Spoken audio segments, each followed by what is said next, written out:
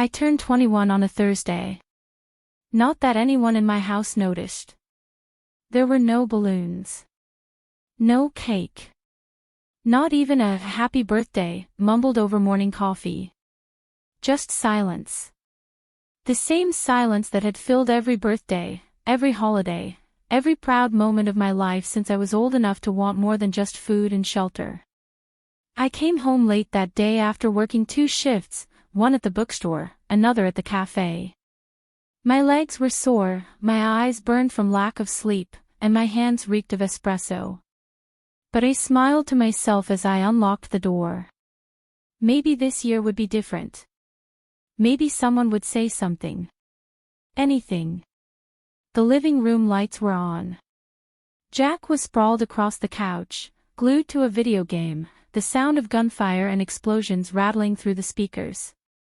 My mother, Donna, was in the kitchen, talking on the phone and laughing, glass of wine in hand. My father, Paul, sat at the dining table with his laptop, his face coldly lit by the screen's glow. None of them looked up. "Hey," I said quietly, hoping, begging, for acknowledgement. Mom waved a distracted hand. "Dinner's in the fridge." That was it. No card. No hug. Not even a glance. I opened the fridge and found a takeout container with 2 soggy chicken tenders and a packet of ketchup. I wasn't even sure who it was from. I stood there for a moment, plastic fork in hand, then sat at the counter and ate in silence. That night, alone in my room, I stared at the glow-in-the-dark stars I had stuck on the ceiling as a kid. I hadn't peeled them off. They reminded me of someone I used to be. Someone who believed in magic and wishes and parents who noticed. My phone buzzed beside me. "Bank alert, your account ending in 4832 is overdrawn by $37.54. My heart sank. Another buzz. "Your account ending in 1017 is 15 days past due. Minimum payment required, $175.23. I sat up. Those were the credit cards I opened for my parents. I was 18, fresh out of high school, and they told me their credit was too damaged to get approved. "We'll handle it," Mom had said. "We just need your name to get started. It's just paperwork." But it wasn't just paperwork. Over the next 3 years, they used the cards like they belonged to them: vacations, online shopping, dinners out. And I paid. Every time. Late fees. Interest.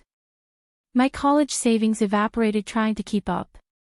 Now, on my 21st birthday, I was broke, exhausted, invisible, and still somehow loyal. I hadn't always been like this. As a kid, I was hopeful. Eager. The kind of child who colored inside the lines, who said, please, and thank you, who waited patiently to be noticed. But in our house, attention was currency, and Jack was always the highest bidder. My brother could do no wrong. When he got suspended for fighting in 8th grade, Dad said the other kid probably started it. When he failed 2 classes senior year, Mom blamed the teachers. When he wrecked his first car, he got a newer, shinier one a week later. Meanwhile, I brought home straight A's and barely earned a nod. I cleaned, cooked, fixed the Wi-Fi, booked appointments, filed their taxes when they said TurboTax was too confusing. I was the good one. The reliable one. The background character in my own life. Birthdays were always like this. Forgotten. Overlooked. My 10th birthday, I asked for a strawberry cake. Instead, Jack got a chocolate one because he had a bad week, and I got nothing. That night, Mom told me, we gave you dinner. Don't be greedy. Every vacation was about Jack. Every fight was my fault. Every achievement of mine was expected, unimpressive. When I saved enough to buy my own used car, Mom asked why I didn't put that money toward helping the family. When I earned a scholarship to college, Dad said, well, that's what you're supposed to do, right? Still, I kept trying. Because children are wired to love their parents. And I thought if I did enough, worked hard enough, stayed quiet and useful, they'd see me. That never happened. As I lay there on my mattress, the house dark and still, I remembered a moment from childhood. I must have been 7 or 8. I had drawn a picture of our family, me, Jack, Mom, and Dad, all holding hands under a cartoon sun. I showed it to my mom. She looked at it, nodded once, and said, "You made me look fat." That night, I threw the drawing away. I stopped drawing after that. Now, years later, I was still drawing invisible lines, trying to connect myself to people who never really saw me. I'd graduated college a year early by taking overloaded semesters and night classes. I worked at the bookstore during the week and the cafe on weekends. I paid rent on time, managed my budget down to the cent, and still sent money to my parents when they said they were tight this month. I was, in every way, the adult in the house. But to them, I was just a ghost. Useful when needed. Forgotten the rest of the time. So when I walked through the front door on my 21st birthday and saw them all there, Mom, Dad, Jack, I felt a strange flutter of hope.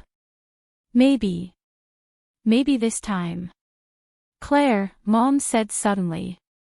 Her voice was clipped, serious. I blinked. Yeah.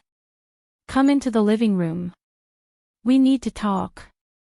I walked in, heart pounding. Jack muted the TV. Dad closed his laptop. They all looked at me. Mom crossed her arms. You're 21 now. I nodded. Yeah, today. She didn't acknowledge the hint. It's time you moved out. My stomach dropped. What? Jack needs space, Dad said. He's growing. Becoming a man. Mom added, and frankly, it's time you stood on your own 2 feet. We've done enough. I laughed, actually laughed, a dry, bitter sound. You mean besides living off my credit and ignoring me for 21 years? Dad's face hardened. Don't get dramatic. Mom pointed at my room. Take what you can carry. You're not taking the laptop, we paid for that. And the TV stays, Jack added smugly. I stood there, stunned. You're doing this, today. On my birthday. Dad smiled.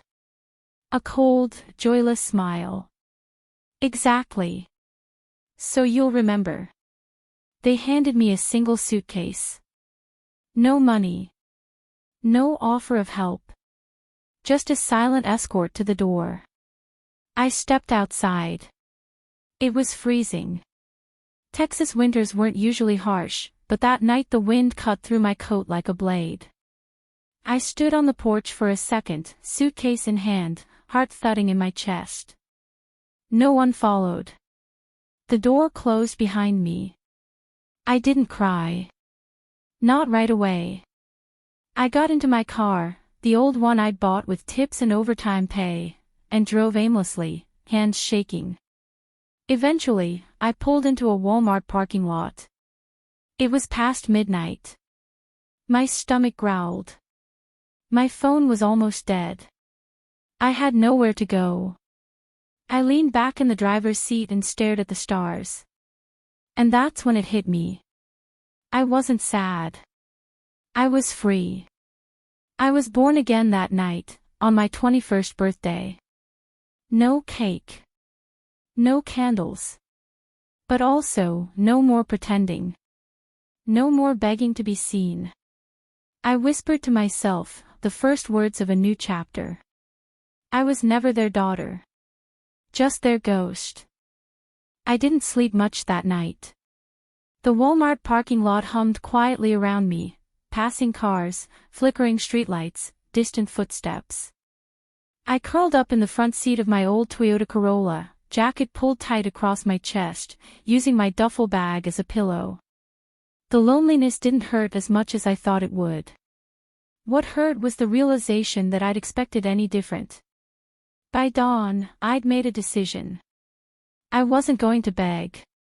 I wasn't going to call them. I'd find a way. I always had. But fate, it seemed, wasn't finished twisting the knife. That afternoon, I received a text from my mother. "Come back. We need to talk. Now." I hesitated. Part of me didn't want to go. But another part, maybe the child in me still desperate for scraps, hoped it was an apology. I drove back, stomach in knots. They were all waiting for me in the living room.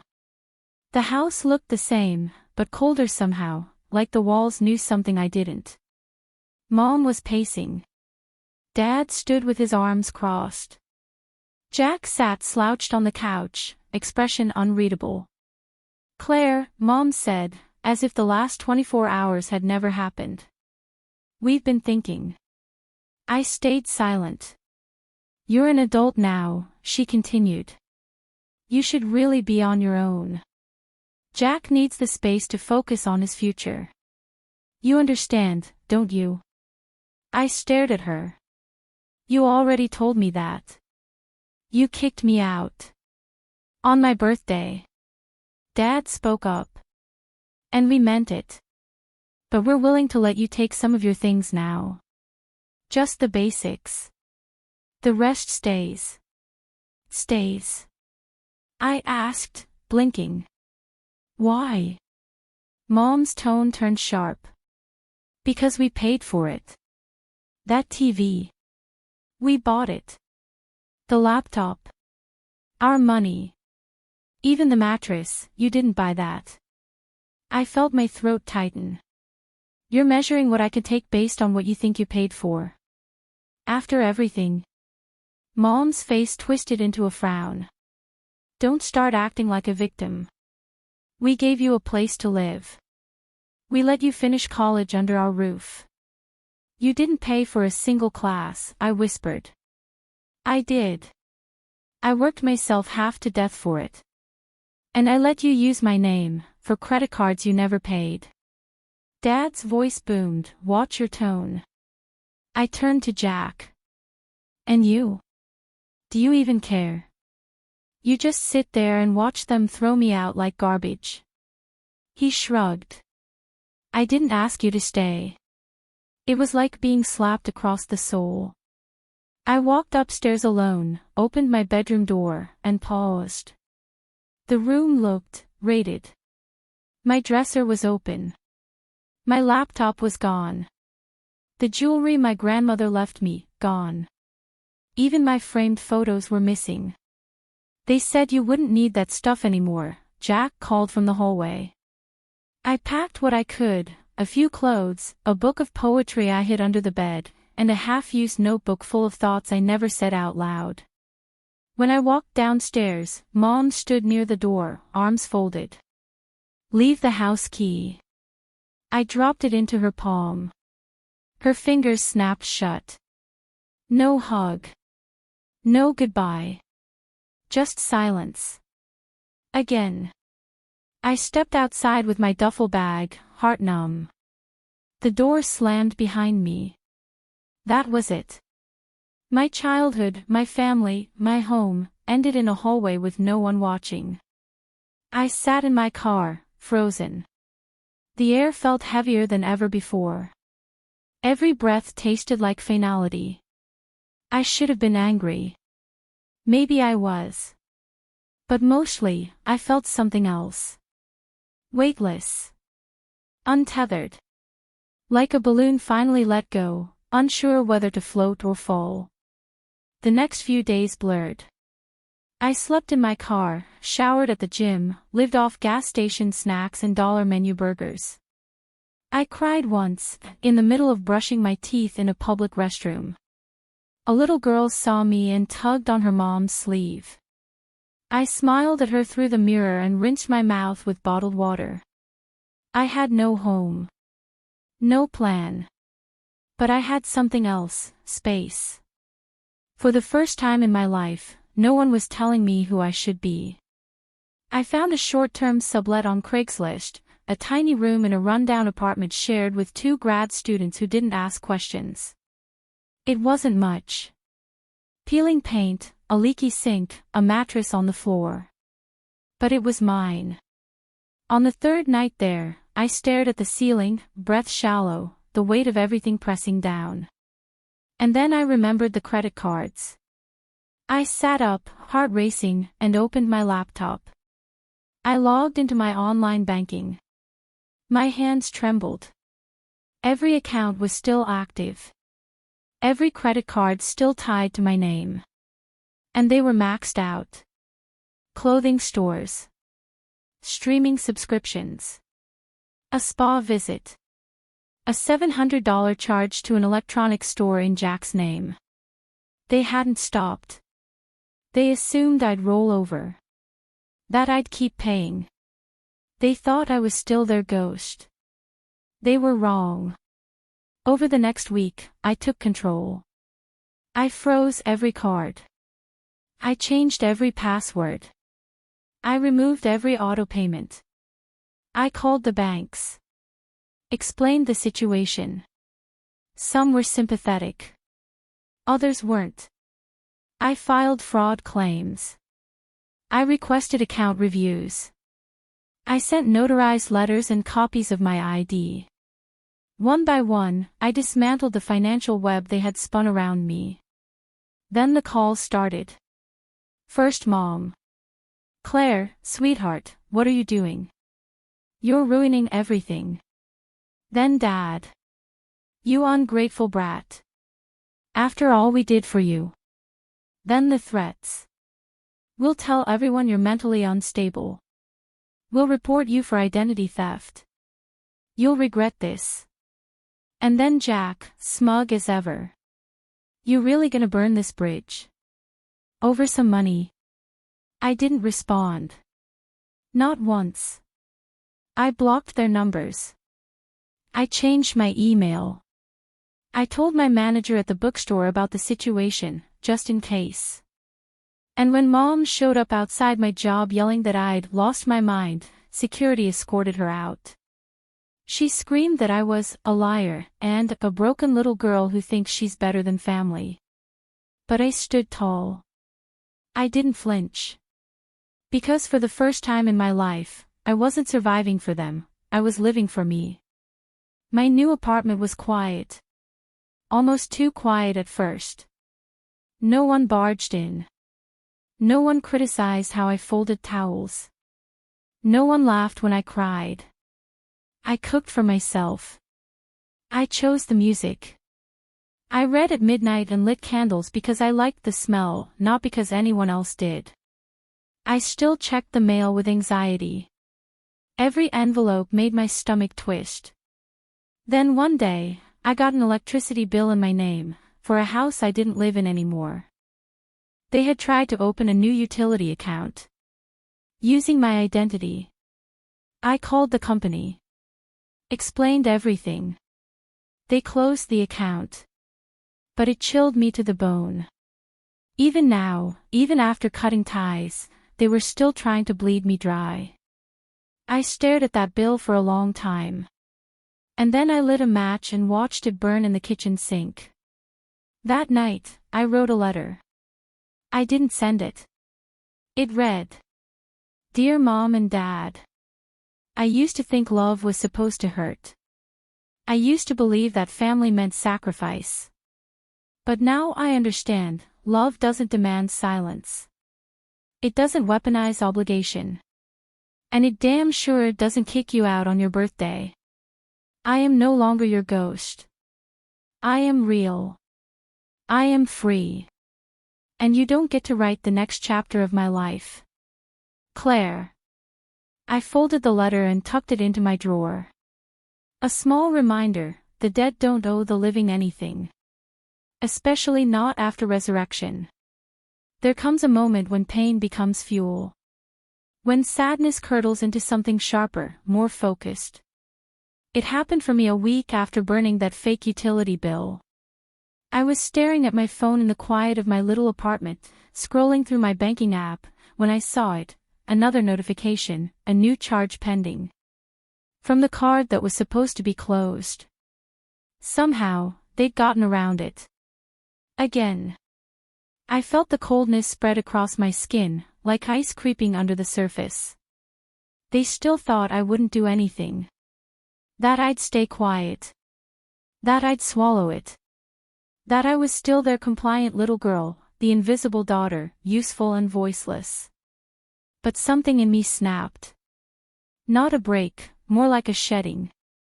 The ghost in me finally died that day. What rose up in her place was something else. I spent the entire weekend turning my life into a fortress. I went back through every account, every login, every scrap of access they might still have. I called every bank, every billing department. I changed my social security number access settings, froze my credit, activated fraud alerts. I removed my name from every joint thing I could find. Where I couldn't, I marked them disputed. I closed the store cards they opened under my name, Target, Home Depot, Macy's, even an appliance rental service I never knew existed. They had used me like a social security number with legs. Not a daughter. Just a tool. Not anymore. I created a new email address.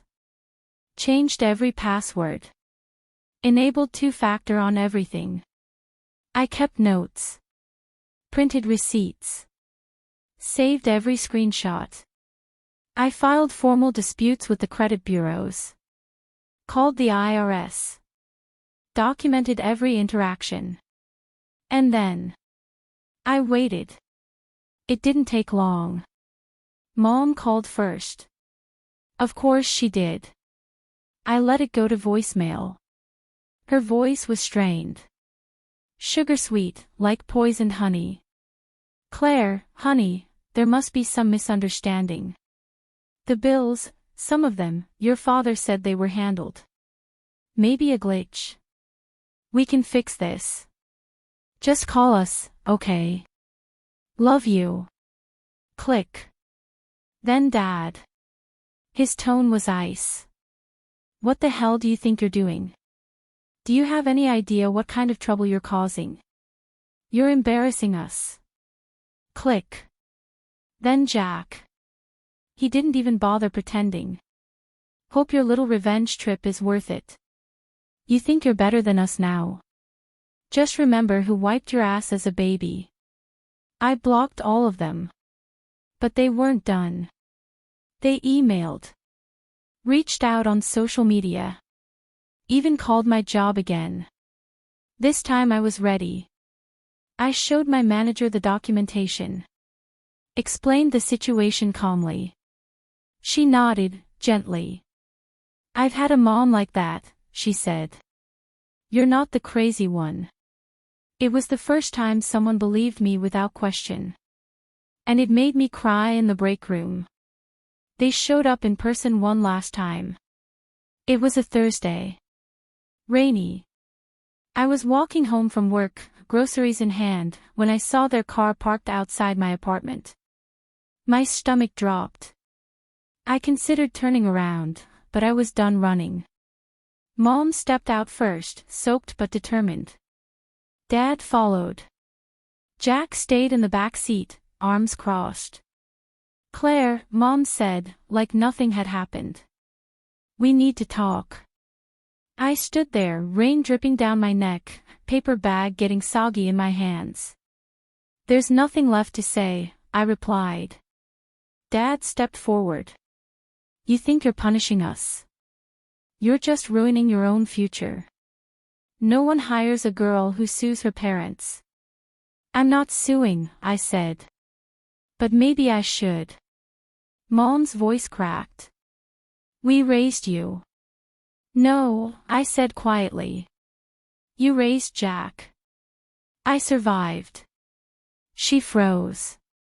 I turned and walked past them, into the building, up the stairs, and into my apartment. They didn't follow. They never came again. That night, I took a long, hot shower. I sat on the bathroom floor afterward, steam curling around me like smoke. And I laughed. Not because it was funny, but because I had nothing left to fear. What could they take from me now? My silence. My shame. I'd already handed those over and watched them tear them apart. Now, I was empty, and emptiness, I realized, is powerful. It means nothing left to lose.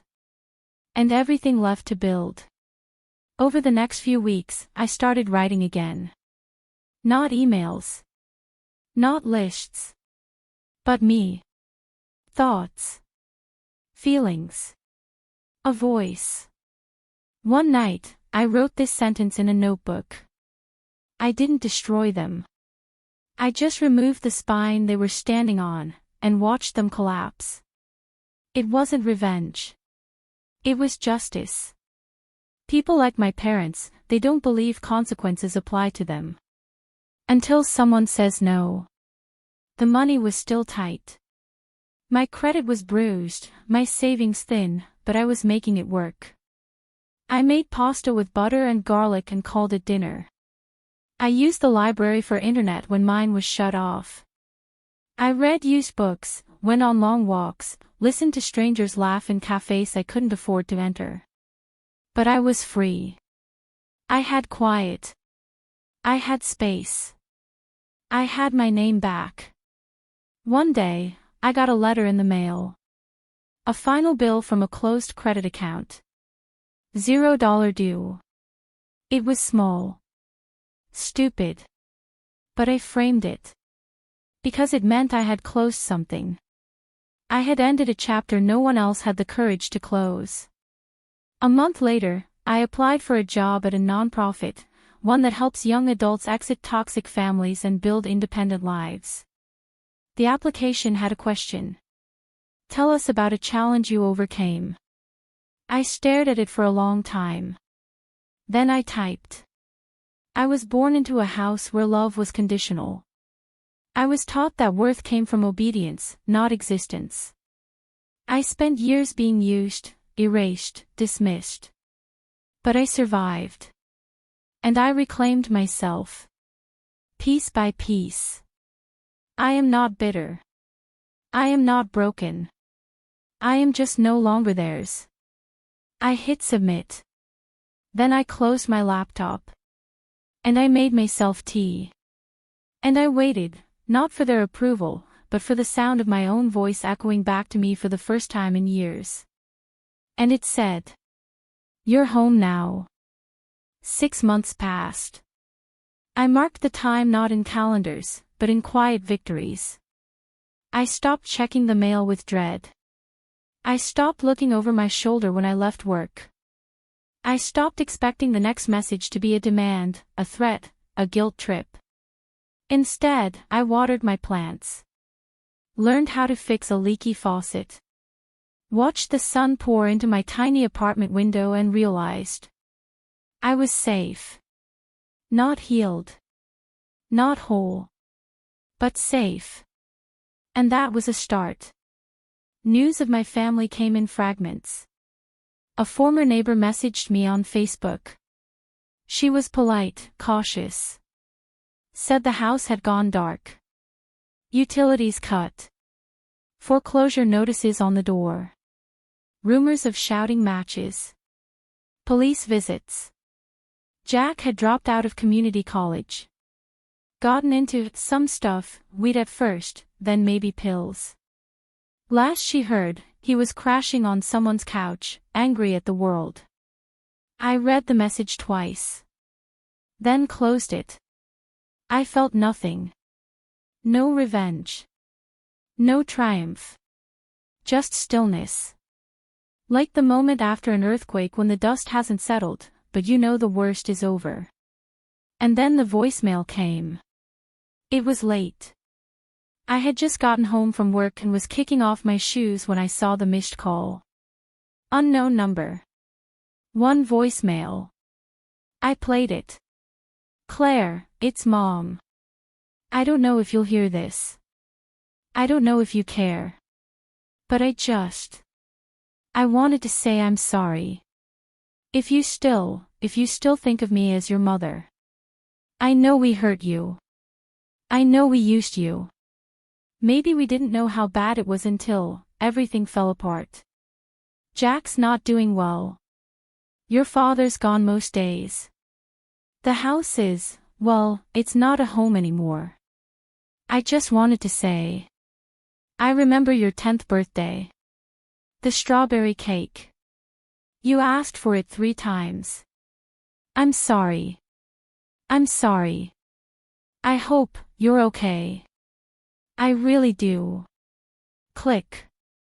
I sat there on the couch, phone still in hand, heart pounding in that quiet, panicked way that grief sometimes disguises itself. Not because I missed her, but because part of me still wanted to believe her. I didn't call back. But I wrote an email. I didn't send it. It read, Dear Mom, I believe you are sorry. In your way. But sorrow isn't change. And apologies don't fix the past. I'm building something new now. Out of silence. Out of truth. You taught me what love isn't. And I thank you for that. Because now, I will never mistake it again. I hope you find peace. But your chaos no longer belongs in my life. Claire. I saved it in my drafts and never touched it again. Because some closure isn't a door swinging shut, it's simply choosing not to open it again. A few weeks later, I sat across from a hiring manager at a clean, bright office downtown. It was my final interview for the nonprofit job. She was kind. Sharp. A woman who looked like she had seen things and survived them. She scanned my resume, then looked up. Tell me about a challenge you've overcome, she asked. I smiled. For the first time, I didn't flinch. I didn't stumble through a polished answer or deflect or downplay. I looked her in the eye and said, I used to think surviving meant shrinking. That if I stayed quiet, I'd be safe. That if I worked hard enough, they'd love me. I was wrong. I overcame the idea that I was the problem. I overcame being invisible in a house that used my name but never my soul. I left a place that called itself home but never made me feel like I belonged. I'm here now because I learned to stop apologizing for existing. She nodded. Wrote something down. And then, she smiled back. That night, I walked home beneath a sky full of stars. The same stars I once stared at from a Walmart parking lot on the night I was kicked out. Except now, I wasn't shivering. I wasn't crying. I was walking with steady steps. My own steps. And I whispered the words I had been too afraid to say for most of my life. I was never a ghost. I was just surrounded by people who refused to see me. Now, I see myself. And that is more than enough.